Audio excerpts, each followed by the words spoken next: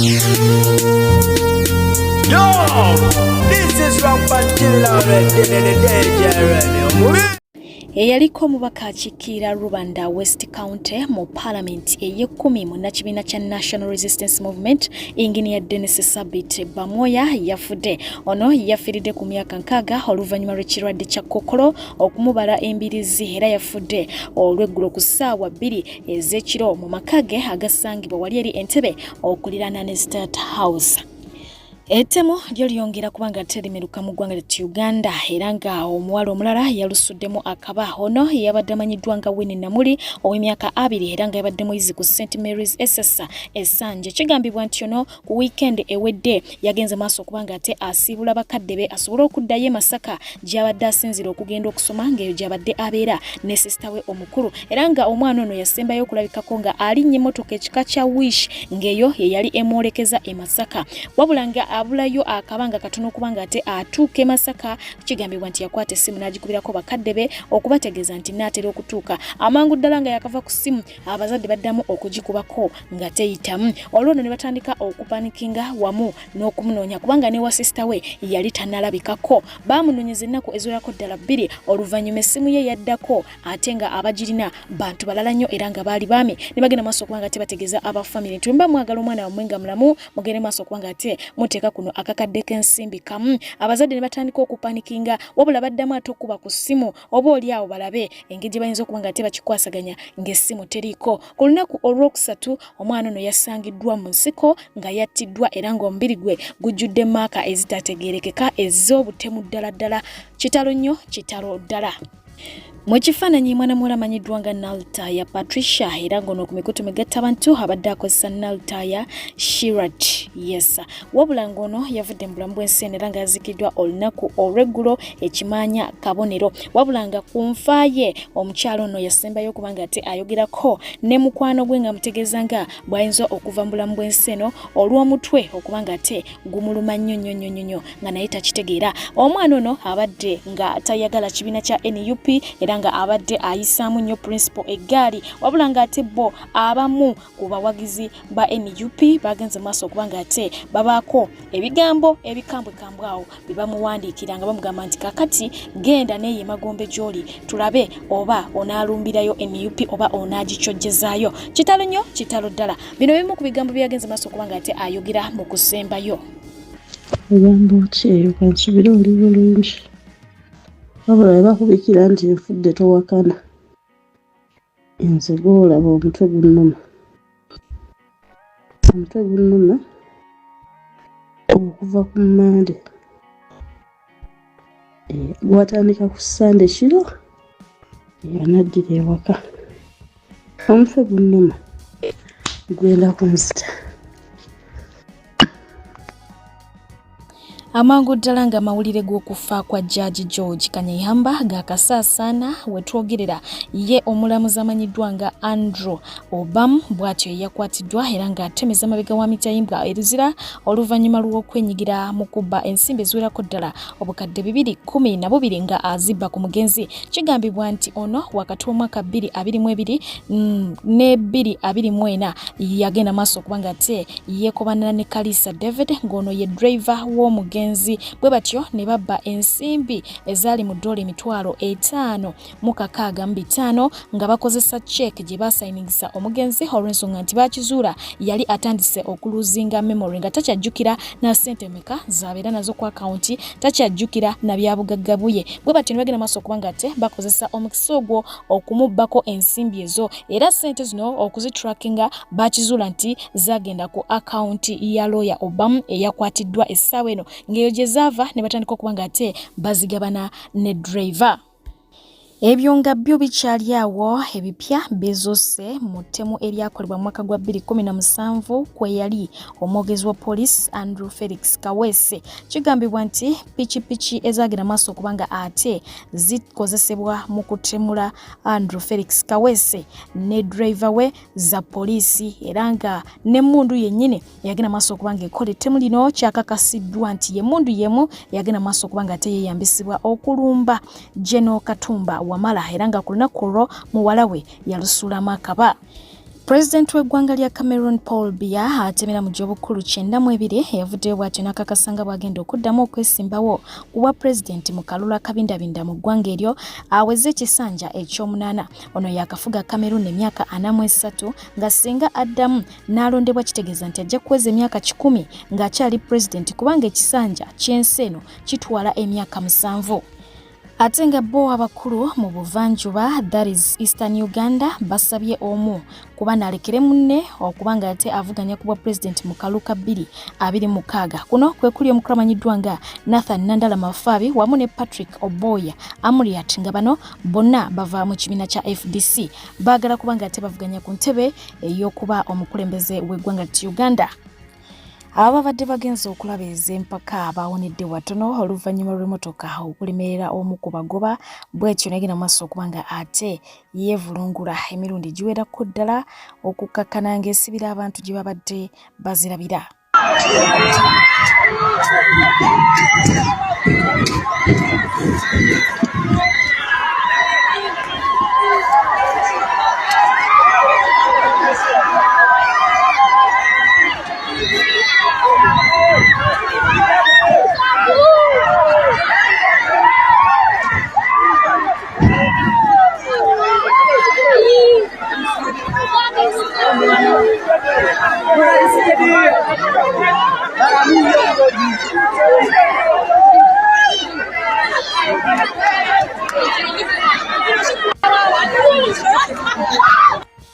Ate nga ye agambibwa okuba omwoza w'emmotoka abangi gwe bakazaako eri akanaabe yagenze maaso okubanga ate awakankula emmotoka eyamulekeddwa okubanga ajoza okukakkana ng'agitomezza ennyumba bw'etyo bwe yafaananye n'ennyumba yagirese ku ttaka.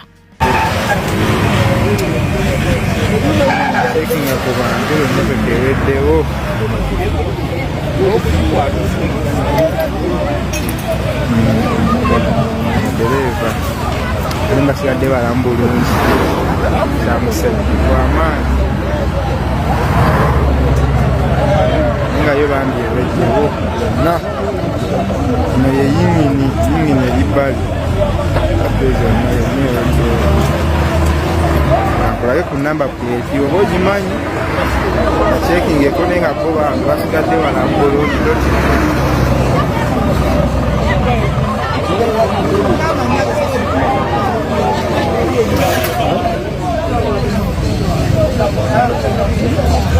baganda kakagwawo kati mubeera wano amanyi ku mmotoka eno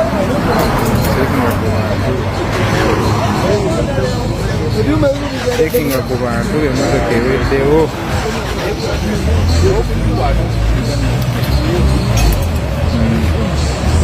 dereva alimba sigadde balambulungi kyamusajjibwa amaanyi nga yo bambi eweddewo yonna eno ye yimini eribbali adde zonna yonna eweddewo akulage ku namba pleti oba ogimanyi akyekingeko naye nga bo bambi basigadde balambulungi doti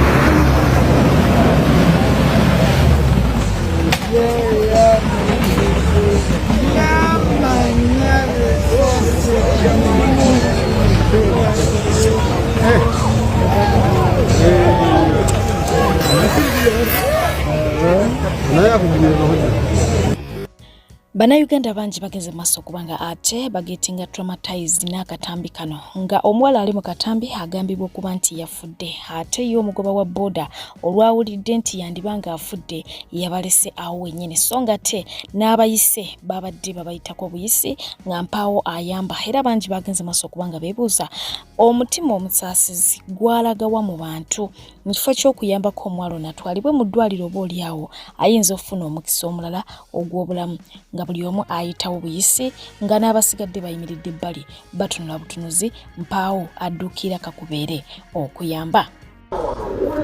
Ya Allah yebala okunkuuma nga ndi mulamu bannange okufa nga tekuva walala bw'omukazi bw'asambagala obulamu bugenda akutuse bane okufa tekuva walwadde bavaawa wadde balagawa omukazi afudde mu lugendo bali ku pikipiki. Oyo akutuse. Mukama nkwebaza olw'obulamu bwe nnina. Nkwebaza olwa buli kimu kyonna kyompadde. Nkwebaza olw'obukuumi bw'okyandaze. Nkwebaza olwa buli kimu kyonna kyonkoledde. No byokyankolera. Yo wa boda agenze. Kasoli agyeko omulambo gwe wa boda n'avuga n'agenda. Mukama nkwebaza olwa buli kimu kyonna. Ennaku nga 2 emabega yassa akatambi kano kasasanidde ku mikutu migatta bantu era nga kabalesenga emitima myenyamivu oluvannyuma lw'emmotoka etaasa obulamu giyite ambulance okubulwa ekkubo weyita oluvannyuma lw'enguudo okuba enfunda jaamu n'okuba nga ate akutte. Bwe batyo ne basalawo okuba nga ate omulwadde gwe babadde balina bamujja ku oxygen bamuzze ku pikipiki esobola okuba nga ate emuddusa mu ddwaliro ekirudu. Wabula oxygen n'asigala mu ambulance. Wabula gavaayo gagamba nti omulwadde ono teyasobodde kuba nga ate asigala nga mulamu. Yassiza omukka gwe ogw'enkomerera akadde akatono ke yaggiddwa ku oxygen ate n'ateekebwa ku boda bw'atyo Mungu n'amujjulula mu bulamu bw'ensi eno. Kino kiviiriddeko bangi okunenya gavumenti eri mu buyinza olw'enguudo enfunda ate embi mukadde ke kamu. Ate nga ye omwami gwe nakutuusaako emabega kaawe yafiirwa mukyala we oluvannyuma lw'okukubwa amasannyalaze n'amuleka n'abaana bawerako ddala 3. Agamba nti omulimu gwe gwakukeera ku makya buli lunaku n'agenda ku malaalo ga mukyala we n'agasiimulako olw'okwagala omukyala ono kwe yali yamulaga ng'akyali mu bulamu bw'ensi eno okumulabirira n'okumufaako byonna era agamba nti byajja okukola okutuusa naye lwalisiibula ensi eno. Mukazi wange ono yafa nandekera abaana. Sa Mukama Katonda ansaasire mukuliza abaana be. Buli kaseera buli lunaku nina okujja ku malaalo ga mukazi wange. Kubanga naye buli lunaku nga njagala nnyo. Nga ndabirira. Nga nfaako buli lunaku. Kati nange nkikola buli lunaku. Nina okujja nenga simuula nenga weeweeta nsa Mukama Katonda omwoyo gwa mukazi wange gye yamutwala ag'omuze mirembe wadde yagenda muli mu mmeeme yange nze mpulira nkyamwagala nnyo. Mukama bw'atyo ensi bw'etyo naye kangume kangende ate nfumbire abaana kola ntya.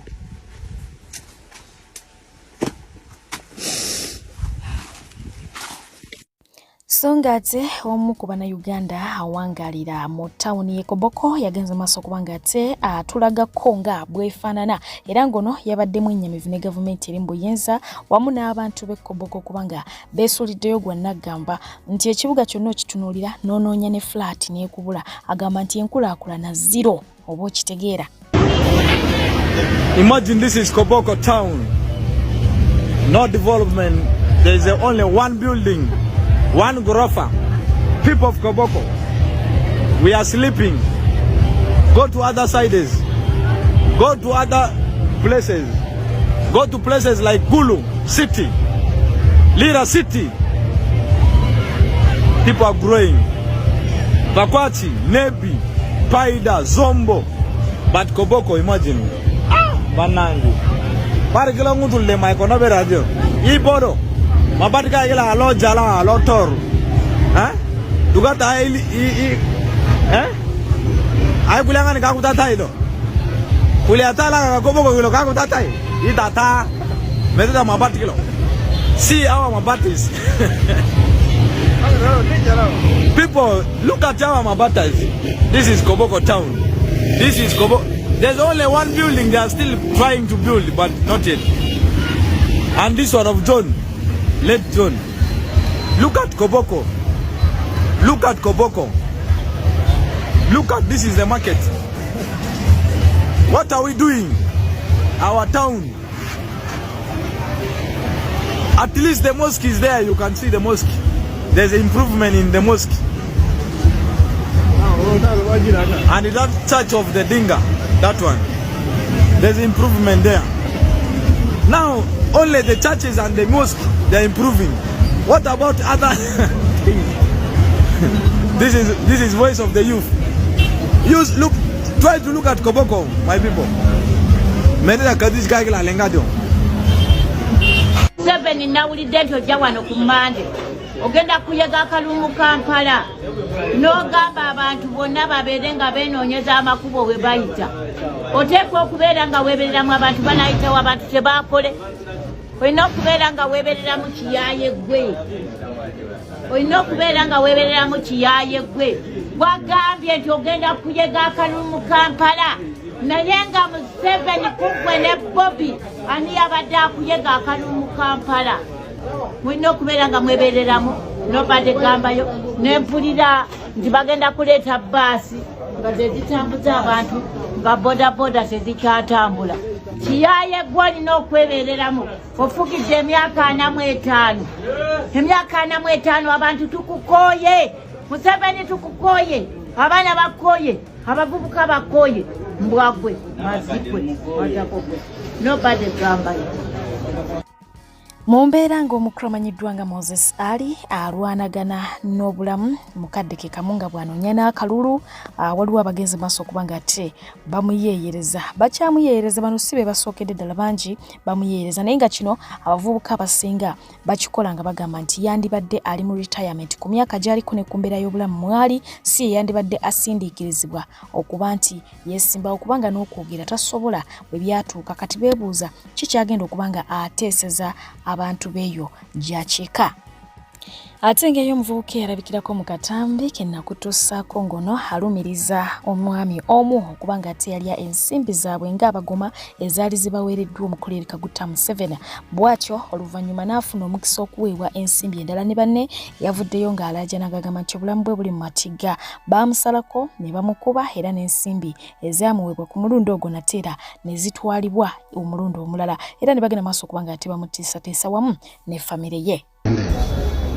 Mzee, yenze Semwanga Residence, ayogera Jinja Kaloli, bwe nayogera ku mazima gange ge natuulako, laba bwe nfaanana, sikyakola, emirimu gyonna gyasiŋŋama, omusajja nnumba ewaka, yatuse n'okonkona mukadde wange, lwaki aba nnumba ewaka? Sente ze watuwa yazitwala. Olwayogerako kati laba kino kuba lwenayogera ekigambo ekyo Jinja Kaloli yakola banzununda wabwenfaanana kati muzeeyi nsaba bwenkanya muzeeyi nsaba bwenkanya sikyafuna sina kyakulya kati essaawa zino abantu bange bagenda kubeerawo batya ndaba muzeeyi tunuulira oyo Yunusuka Baaya yakoze bino n'atalumba nze nzekka n'alumba ne bennabadde nabo n'abaki so nga ate bwe tuddako e Kayunga omukyala amanyiddwa nga Aida Nantaba yagenze maaso okubaako ensonga z'aloopera muzeeyi olwabadde okumukubako amaaso. Bwe batudde ne bagalira abantu era ne ku puroguramu gye giraba babadde tebataddeko kwogera abantu ne basawo ne bagamba tuve wano tugende. N'olwekyo tutambuza bigere okuva ku disitulikiti omuwala ono muzeeyi y'omu kubakolera omunyazi w'amataka mu Kayunga y'omu era y'omu kubakwonoona mu Kayunga akolagana n'abantu ababba amataka g'abantu n'ebintu by'abantu. Mwetegereze muzeeyi mwetegereze.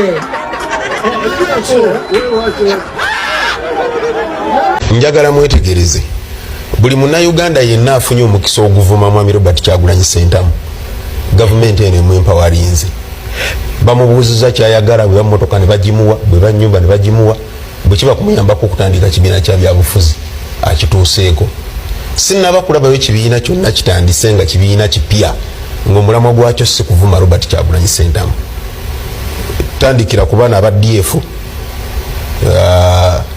genda ku baana ab'Ecological Party genda ku obiina bungi nnyo obuzze ekigendererwa kyabwo kuvuma nkyukakyuka kuvuma formation eriwo kulaga bitutakoze bulungi enchuka chukozimanyi era nze nina okulowooza ne bwekibanga Munyagwa mutwagaliza birungi nga Uganda yonna mujagaliza lwaki mukyayongera kwesunaasuna kuyulika ku main cause twegatte wamu tukole coalition eyawamu so boyina obuzibu n'ebibiina ebimerukawo kati kikyamu kuba kati oyo mwami Munyagwa naye ayina ekibinja kyagenda okukunyuulako owa ADF naye yakunyuulako kakati bwe twatwogera ku nkyukakyuka mukulu Ssekabira soko nzireke kwato zimanyi gwe n'okujja okukwata tikiti eno wasooka kuva mu tikiti y'NRM akamyufu kakulemi that period ey'omwezi ogumu wakyusiza n'ovaa wano n'odda wano wali onoonya byanfuna akabiina ko bweyita obubiina bina nuupu kangi kusomesa twali mu referendum wano simanyi gye wali oli batwali mu referendum fenga opposition tuzira okulonda tugamba eno referendum ya Museveni tugizize President Museveni n'akozesa ebibiina nga DP nani bazize abiteeko bimuvuganye mu kibiina ekyo ne nurupu mwe yali nga ku luno namwe bali mu kubakozesa gyoyogerako twagirwanyisa ng'eridde mu opposition olukwe nga Jerusalem Kamaawe yadirese obudde obusaali wa nuupu tosobola kungunaanya wali okyali scholarship ya Jerusalem tugimanyi kakati let me tell wekibanga yes I know omusajja musiraamu oli musajja musiraamu nina ne proof tonyiga proof yo gijeeyo don't press twange twali mu business yo gye baggala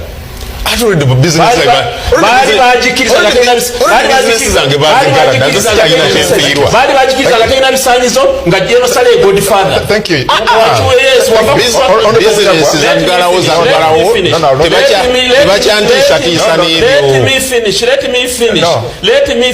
allow me to finish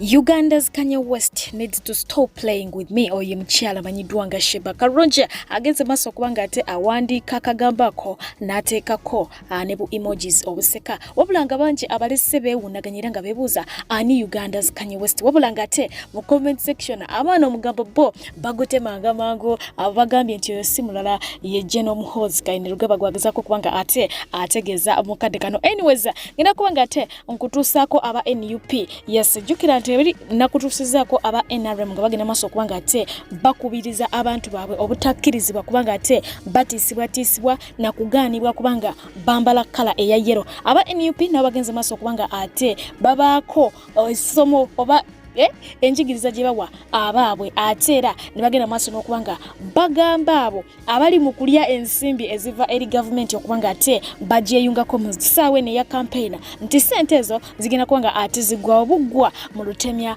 lwa liiso so ebingenda okubanga ate mbasiibuza abalungi muzikiriza embere nga ate mbatafu nawa mwe bavubuka mmebe baawe emitwalo 3 ne mwebuzaabuza ojja kutuuka olunaku lumu emitwalo 3 ogijjukire tije gyalina okutaasa myaka gya banno negwe walyamu mmerenge na ntungo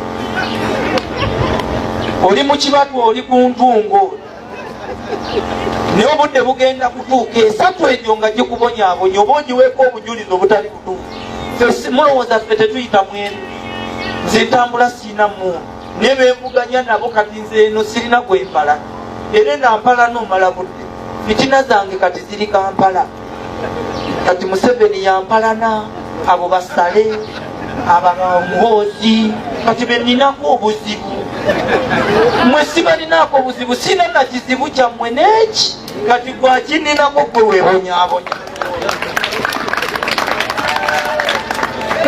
kati nkole kize siri waddiiru nti munjagalako ttaka muno singa nali waddiiru singa nze mubyasooku naye nze njiriba gyendudde ettaka waliwo omukyalo eyo gye tuveeyo engalonkalo bamusenze kiro ate be bakozesezza okusenga ate ne babasiba mbu babbye sente z'abasenze eyo kati ate abo abamu basooka kunoonya ffe onaleba obwemanyiga abantu abo badde njagala unyambeko nze gwe nja kukolako manyi ogenda mu kalulu amafuta ne muganga lwibootaagamba nayita kati beera n'amafuta go nange nkonyige mu busobozi bwange. Museveni akubako amafuta Nabagodi tezimumala gwekwatidde ku mazzi obugije bwakutte kutabukuwa babutwala ate kati gwagala 12 zikumala. Lwaki tulowooza nti okumpayo ebiresa ku omutwalo mwekumala? Kati kambabulire kino omuvubuka wooli gwe weewaleko kambaye kusanga omanyi kupanya ebyokulabibwako ebirabibwako osanga kola kutya kulongako ebitugula nga kepanga ketandeko makeup wako era kugamba kepanga naye kewadde kirasi anenyeza makeup nayambala kweka akanyirira n'engatto ye wale teyemolerwako bw'osanga buligadde benga lye era buli ase yasika ku kutu bwetologenda gaba naye yepanga naye yepanga kuba kyeyefudde yepanga kuba yefudde wabeka tugwagenda kwepanga nga nowebiri akutwala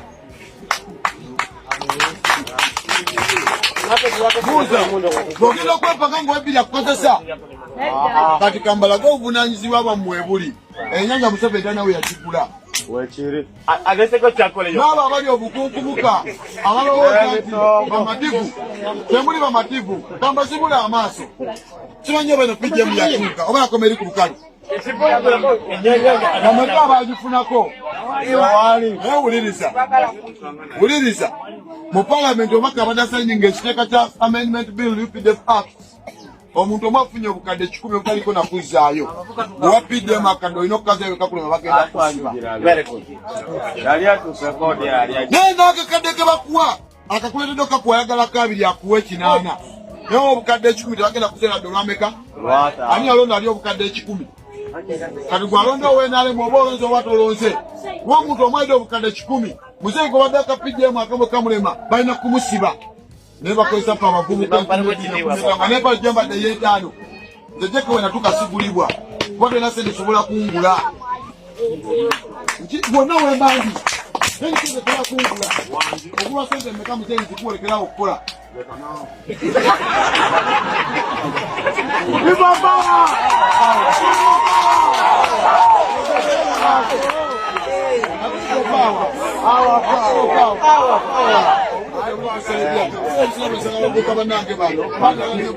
omanyi Museveni akufuja bubyensoma mugimanyi lwabutamanya atukumidde mabega ekizigo kyasanga balinako smartphone bali abiri ngatekyamukutyana kukolako bulumu wa firimu mukikotetekako data amanye ebigenda maaso muki mu ggwanga alabirako ka vidiyo katate n'abawa TV ne radio kwateka byagala mu lesine mulina okukola ki abali wano mumanye etteka lye baliriddeko obukadde 10 etteka lye baliriddeko obukadde 10 buli omu mwe mulimanyi naye gitunya muvubuka andi obana okusanga apa bagenda kufuira bakulayo ku poliisi bakutuusaayo nebino bye biri mu tteeka oyamba omuzipi nga gwalutira minyugo gw'amagye gwe bagenda kutwamaiza wayambala ku ngatto envanvu y'amagye ayambadde kawunda suuti y'amagye naye tebagala obiwulire tebaga bitekako binnyonnyola naye omupigo waliwo nayinza kubanga tosobola kujja bikugamba naye nga weewunye omulimu gwe genda kujja bibyolagedde abikole ki abikunyonye naye byoyagala bimugamba abikole ki bamwana bange genda bagamba kega bosi abapakasi baffe uliza musee abapakasi baffe batufudde abaddu batufudde batya nze nyimidde mu maaso ge mu mugongo ge ne bamulonda nagenda okufuna miliyoni amakumi ameka agenda kumaca nga akuwa 10 bwodduka ennyo ofuse mupakasi ku mukozi wo kati gwaleebeta omupakasi bw'oba tewamulonda kawutagenda kafuna era neze miliyoni ena tagenda zija buliriza bulungi akasana bwe katakwokya tajja kuba kyali nemanyi kisinga okuluma bajja okukola kamundabiranga wadde aweereza wansi lwandabiranga nga kyekisize emitwalo 10 nemukuba enduulu batuwadde sente 10 yakola gyeyambadde ya mitwalo 5 basajja bomuwe value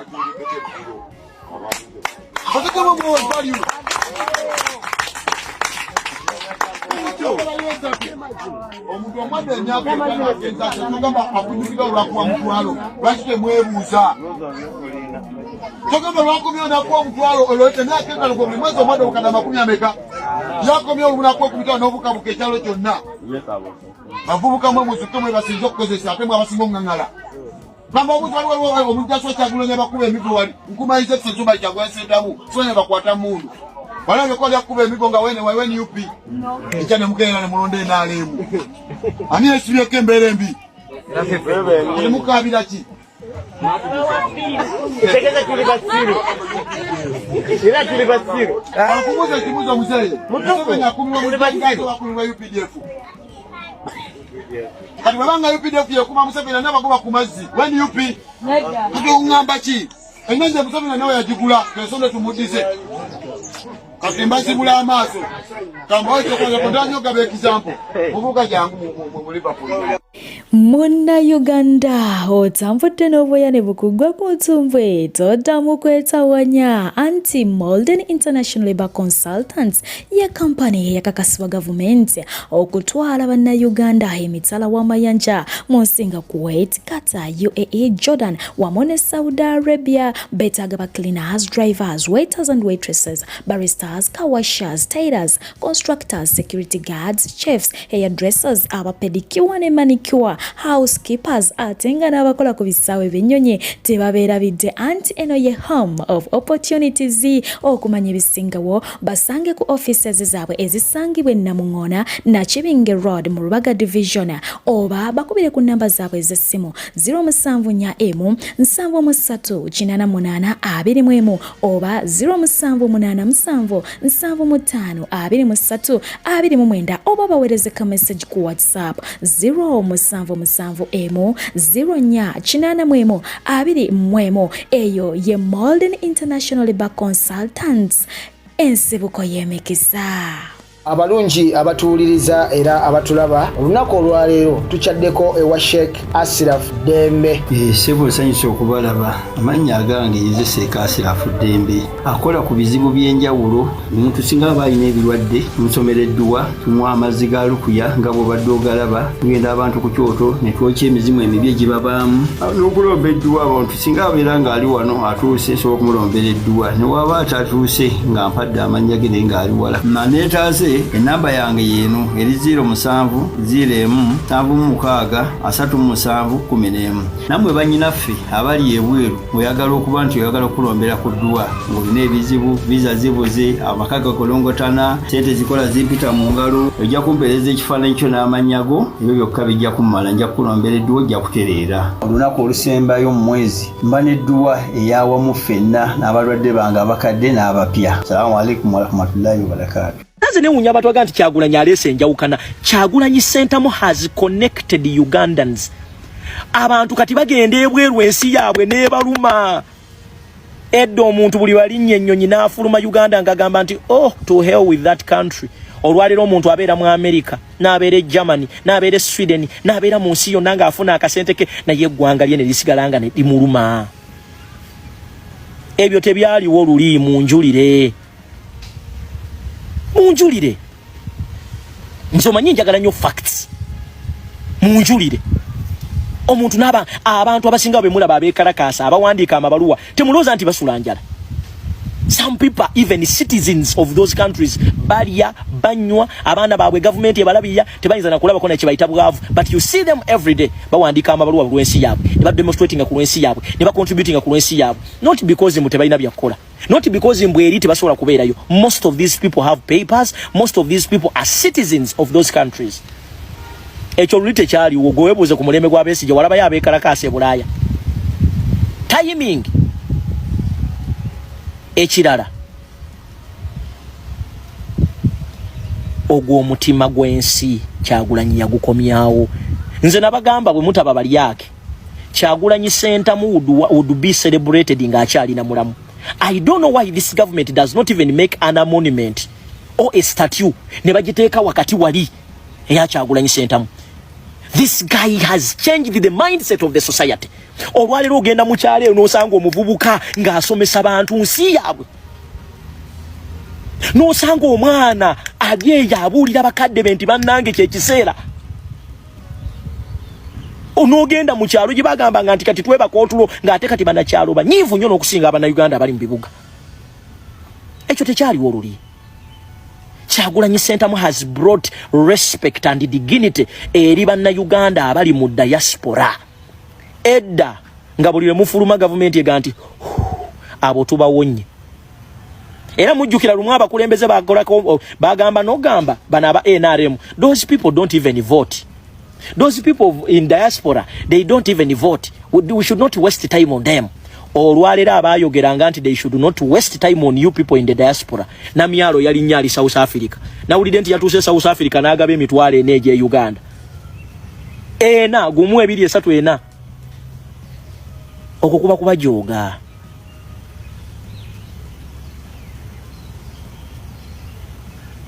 Kuba joga. Olwalero mwe bagamba nti bakadama temulina makulu. Olwalero mwe bebegayirira. Kadama kati owulirwa. Batandise n'okutegeka emisomo wane Dubai baba wa sente mwekulakulanye. Eh?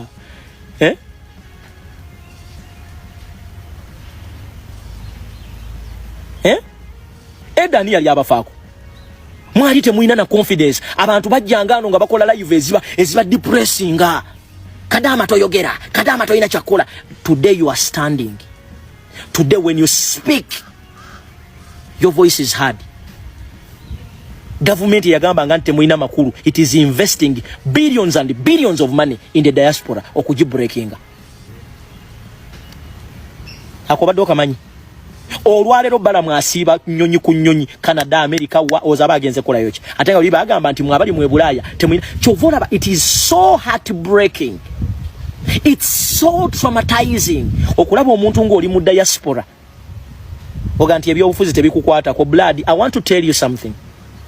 In a sinking boat, no one is safe.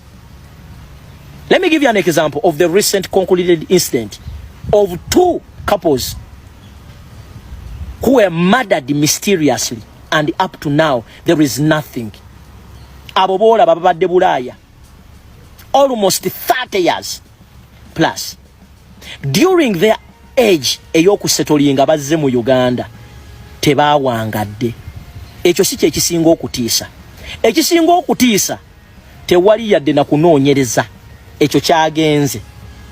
Now, you are in a country whereby the value of life is not respected. Gwoloza nti bw'obeera mu America oli safe. Blood. You're not safe.